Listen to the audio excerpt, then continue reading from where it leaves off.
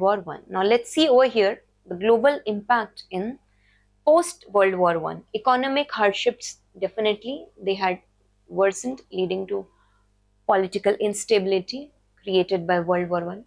Protectionists had deepened the divisions between the nations, weakening the global economic order.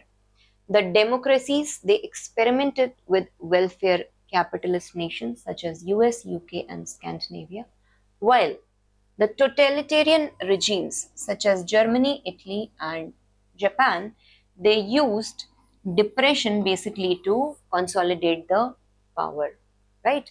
And basically this is what UPSC is asking you over here, that how this Great Depression, although you have to make a link that how it became one of the causes leading to World War II. Is it clear? Basically what happened this time, the governments, they were forced to leave this policy or this capitalist policy of laissez-faire or free market economy and shift completely to a state-led model, right? Each state had, we had seen above, they pursued their different set of policies. Now, the seeds of Second World War. This is the last question and then we will wind up the class.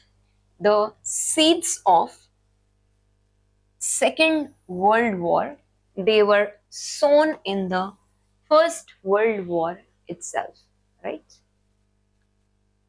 Now this you can see in the consequence of World War I. What did we notice? First of all, it was the Treaty of Versailles and the unresolved tensions over here which created the fertile ground for outbreak of Second World War, right? What did we saw here in the consequence of World War I? That this Treaty of Versailles, it had led to a very humiliating defeat on Germany. And what happened when Hitler came to power? What did Hitler do? He tore off this treaty and he started his process of aggressive nationalism. And this was basically what? Nazism, right? Hatred for another country. Political seeds, let's see. Treaty of Versailles 1919. Germany humiliated the war guilt clause. There was loss of Alsace and Lorraine, and there was loss of the colonies and the military restriction.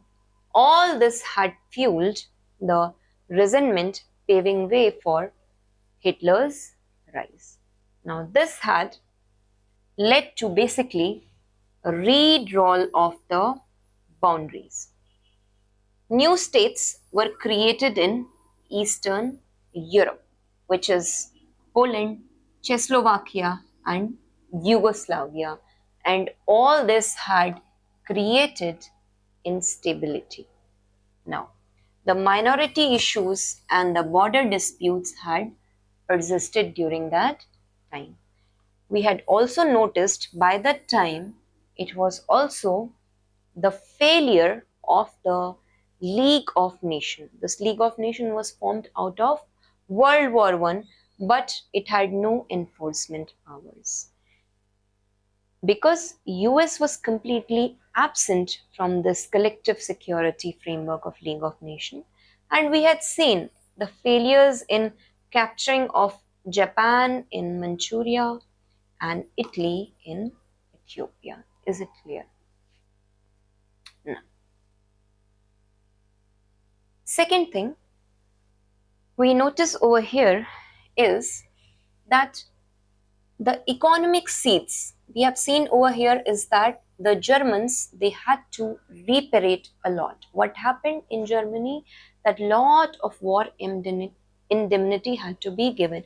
It is said that approximately 33 billion, and this had led to the economic collapse, leading to hyperinflation in 1920 in Germany.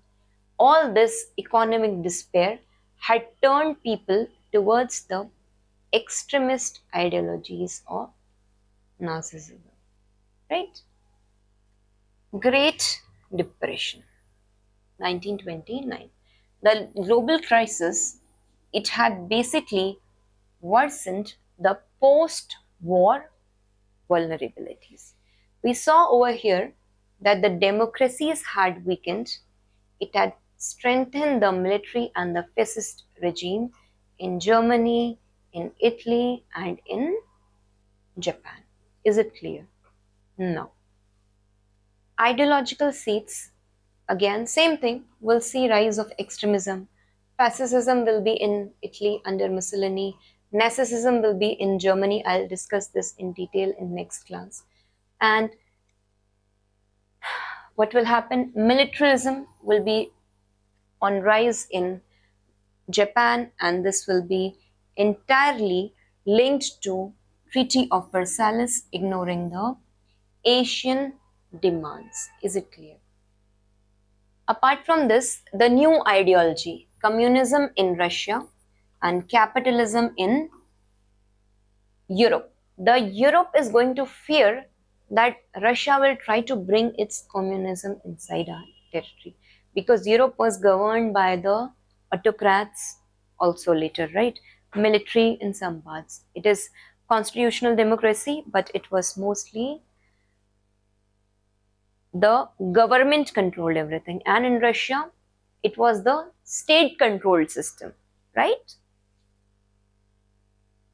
Global and colonial seats. There was disillusionment in the colonies now.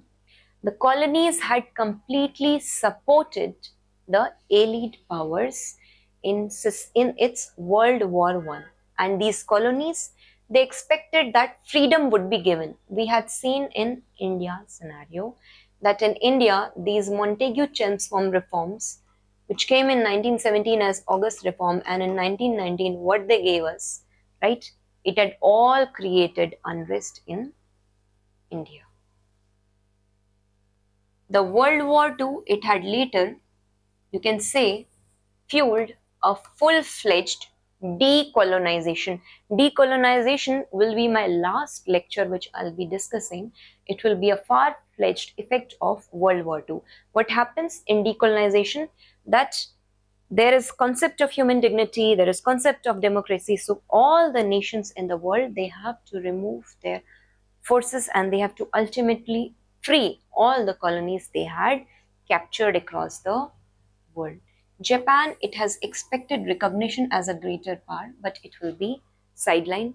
Italy, again, dissatisfied with Versailles gain, so it follows up its expansionist phenomena. So all these things, you can say that ultimately, because of this, what happened, that there were structural conditions in World War One. First, resentments among the European nations, economic crisis, failing of the institutions like League of Nations, right? And it is said that rise of charismatic leaders by that time, policy of appeasements. We will discuss about the Munich Agreement and the global depressions. All this together, it is said that all this together basically led to the world preparing for another war which was supposed to happen in next 20 years. Is it clear?